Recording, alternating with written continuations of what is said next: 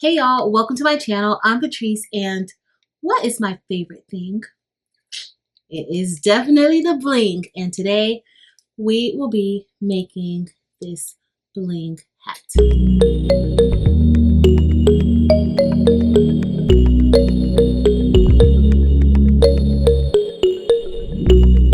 All right, y'all, so we are going to be making this adorable hat, and I'm really excited about that. If this is your first time here, I'm Patrice. Please look at the other content, and if you enjoy that content, please be sure to click on the subscribe button. Also, turn on your notifications so that you are notified whenever I post new content.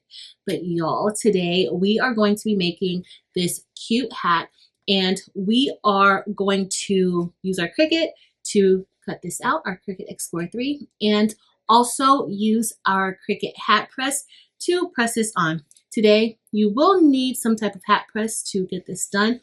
You can also get this done using one of the mini presses as well. You'll need a cutting machine. It doesn't have to be a Cricut, but we're going to be using a cutting machine. You'll also need rhinestone flock as well as Hotfix rhinestones. And so y'all know I love the rhinestones from the baby's booty, and that's what we will be using today. So let's get started. Okay, so now we're inside of Cricut Design Space, and I just need to open up a canvas. So I'm going to select new project, and then I need to upload the design that we're going to be using. So I created this rhinestone template inside of Silhouette Studio already, and all I need to do is upload it into Cricut Design Space. So I'm going to select Upload Image. And I'm able to do this from Silhouette Studio because I use the business edition of Silhouette Studio, and I can save my files and export them out as SVG files. So I'm just going to select Browse, and the design that we're going to be using today is for SS10 sized rhinestones, and we will be placing this on a hat. All right, so I am going to select Upload. And then we are just simply going to add this to canvas. Now that we have it added to canvas, I just need to check the size to make sure that this size is correct.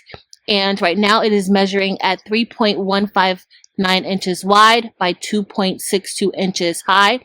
And this is the correct size. This is the size that I designed this as. So when you're importing your rhinestone templates inside of Cricut Design Space, you always want to make sure that the size is correct. Sometimes in Cricut Design Space, your designs will come in a lot smaller or sometimes even larger than what the designer made it. And it is very important that you make sure that that size matches to whatever the designer has it sized as. If not, your holes will not cut correctly. Okay, so now we're going to get ready and ungroup the design because I am using several different colors, and that's indicative over here on the side because there are 4 different layers of this one design. So in my case, with all of my designs, you always have to ungroup them when I have it layered, because if I zoom in onto our design, you'll be able to see that some of those circles are very close. And so if you try to cut this out as is, it will definitely cut into the other holes that it should not. Okay. However, the way that it is now, it will layer in perfectly when it's ready to be pressed. So I am just going to select Ungroup. So now that it's ungrouped, I am just going to separate all of the different parts of the design. So now that we have everything separated, I am just going to go ahead and select all of the different layers, and I'm just going to turn those all into the same color because this can actually cut out on the same piece of flock. Okay, so we have everything separated. I just wanted to make sure everything looks good and that it's separated correctly. And now I am going to select Make It. We will be using a mat. Today we're going to be using our Cricut Explorer 3 to get this cut out. So as you see here, we're not going to even need a very large piece of flock, but I do kind of want to have it a little spaced out a little better, just so that I can cut it out the way that I need it to be, because we're not using any welding or weeding boxes around each individual piece. So we just want to make sure that I can cut it out pretty good without cutting any of those circles. All right, so now I'm going to select continue. Okay, so now we are ready to send this to our machine, and I am going to select browse all materials, and we are simply going to use the cardstock setting. Today we are going to use the medium cardstock setting, and click done. And now let's head over to our machine. Okay, so for the next step, we're going to be using a standard grip cutting mat along with a piece of flock. And so I'm just going to align the flock up, make sure that it is on here nicely. I am going to use my brayer just to make sure that it is sticking as it should.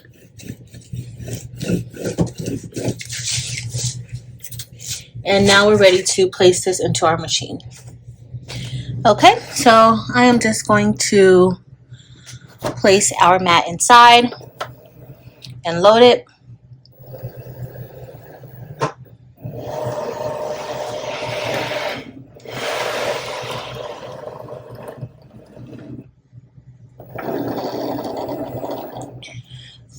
The one thing that's very important, and before I press go, I am just going to check the blade, and as you see, there's a lot of flock residue on the blade, and so it's ideal to kind of clean it off. Make sure to be careful. That blade is very sharp, but you really don't want too much residue or any remaining flock dots to be left onto your blade. Okay, so I'm just going to place that back inside. We're going to close it, and now let's get ready to start.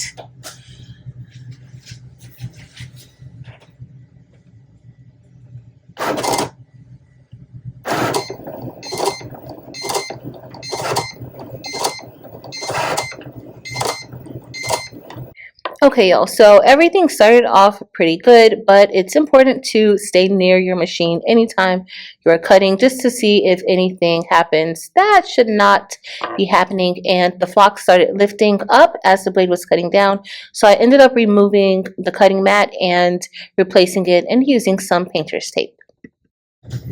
Alright, so we're all done. I ended up having to remove the mat and place some painter's tape on it just to keep it down. My mat seemed sticky enough, but it really wasn't really holding the flock. So let's go ahead and remove our flock, and we will see how this cut.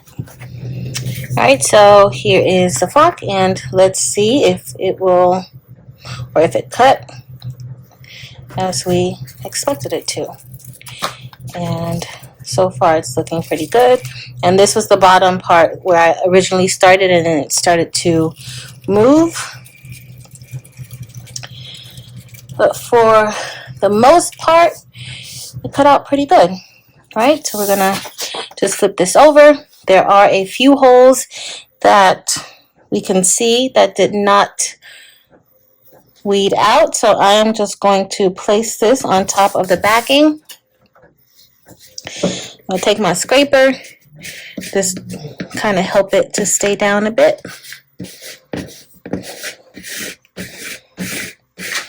All right, let's see if that helped.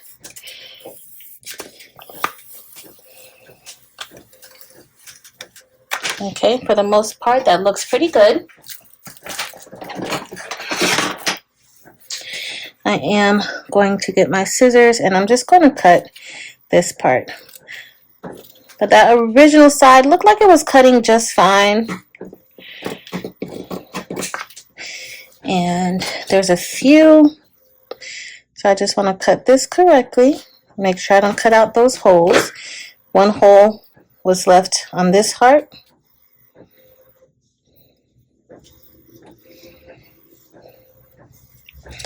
And then we also have one left on this one, or this part of the design.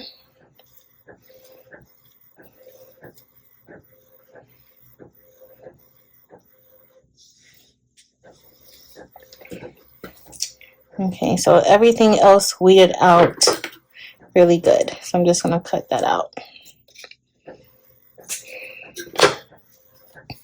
All right, so I'm going to place this on the back of these cutting mats. I use this for another template, but I can just go ahead and place this on here also. So we'll start with the heart, and then this will go here. And then we will place this here. And then we'll go ahead and begin brushing in our stones. Okay, so today we are going to be using a combination of red, white, and blue. We will be using crushed ice in place of the white because we're going to be placing this on a white hat. But today we are using stones from the baby's booty. A link will be listed below if you're interested in getting into her buy-in program or purchasing rhinestones now. Okay, so we're going to start with the red stones because I don't have many, but I want to make sure that we have enough, and it does look like we'll have enough. And again, these are SS10 stones. I'm just going to go ahead and brush these into the holes. And this is why it's important to size it correctly so that your stones will fall into place. All right, so we have enough red stones, but before I transfer those, we're going to brush in the Orme Dorado, which is a gold metallic stone. So we are just going to place a little bit on top of the heart, and we're just brushing. So you can also use this template to make decals or stickers, bling stickers. Use it for different things. So next we're going to get a piece of the KTM mask, and this is Hotfix transfer tape, and we are just going to fold it like that, and then I am just going to drop it on top of the heart and kind of just let it fall. Okay, and then I'm going to use my fingers to make sure that all of those stones stick to the transfer mask. And I will lift it up.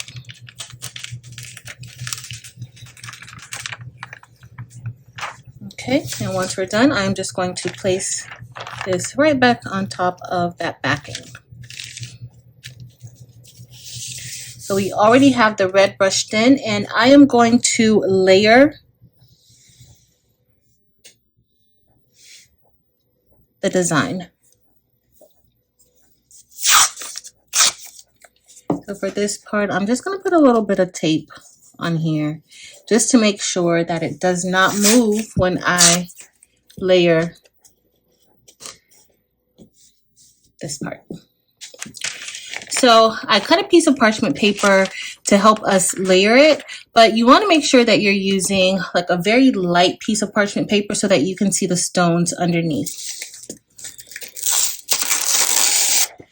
You don't have to do it this way.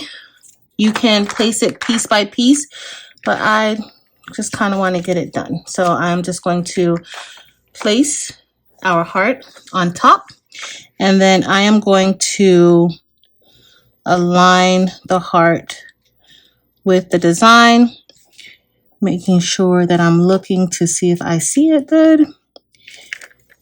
And you want to do that before you let this part stick down. So as you see, my parchment paper is cut smaller than the KTM transfer mask because I want to be, once I have this placed correctly, I want to be able to stick the KTM mask on the table so that it's easy for me to just place the top part down. And so this is looking pretty good. So I'm just going to place the side down, and then we are going to lift this up, remove the parchment paper because it does not stick, and then just place that heart down like that. And then I am going to take my fingers and just rub all of those stones inside to make sure that they stick the way that they're supposed to stick. Okay, and let's see. And then I'm going to peel it back up.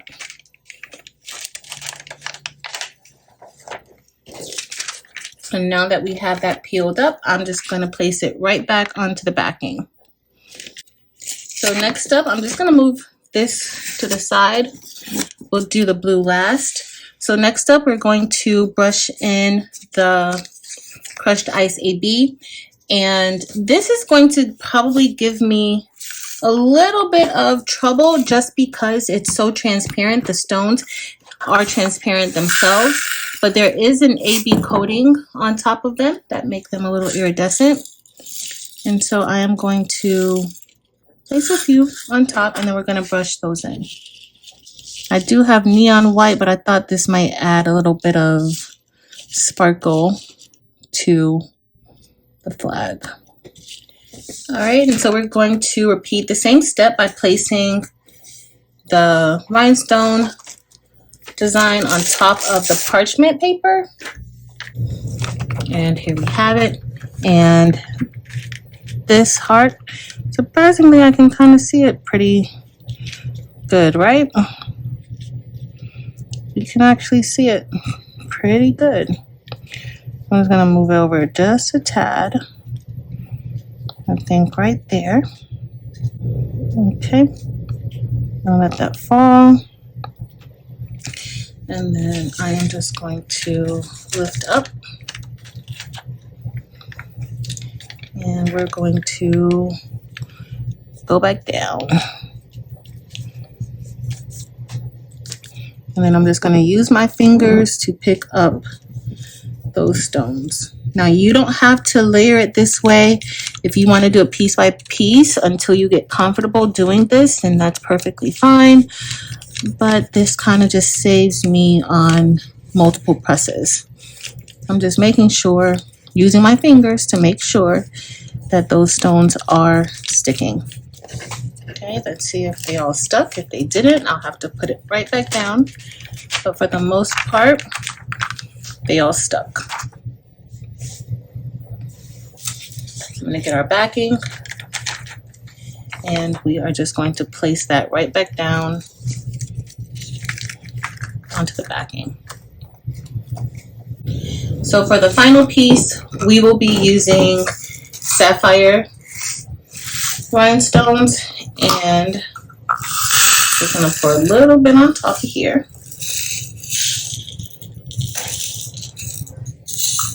And of course, I do want to tape this down because I don't want it to move. So I'm going to get my brush, and we're going to brush this.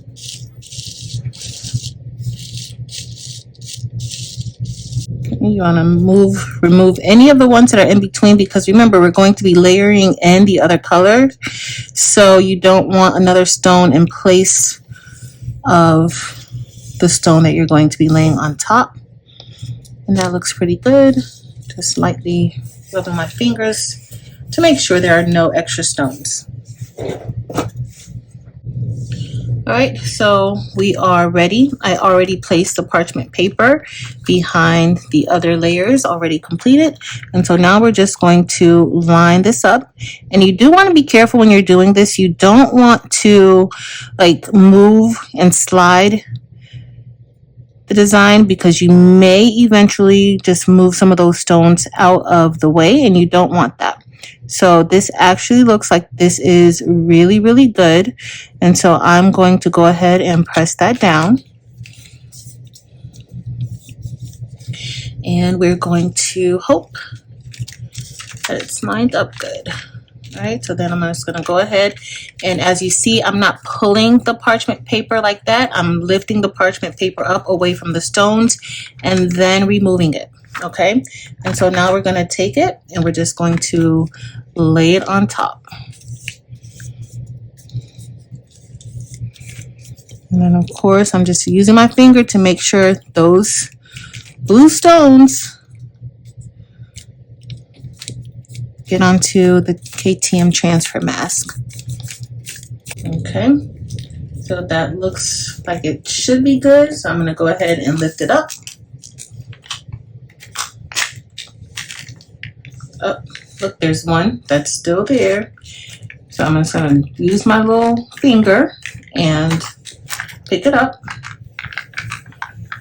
And now that's all done. Until all of our stones are lifted, the backings look great. And now this is ready to be pressed onto our hat.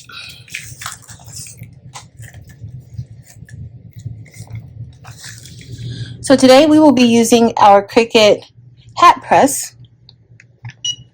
And we will be setting that temperature to 350 degrees. We are going to be placing our design onto this Make Market hat, which comes from Michaels.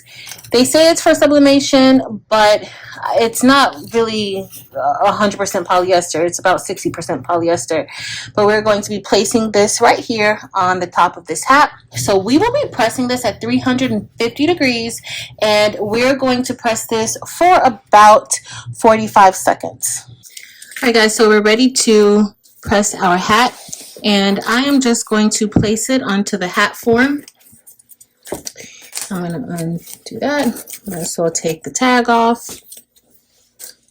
And then I am going to flip the inner part of the bill down so that it can be properly placed onto the hat form.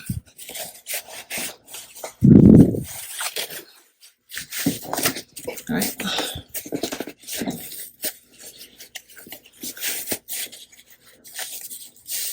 Right, so that looks like that's pretty snug onto the hat form.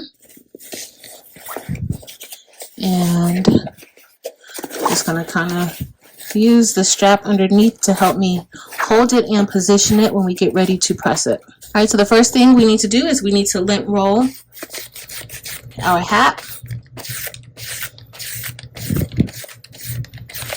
I am also going to give it a pre-press. So just to kind of warm up and loosen that material.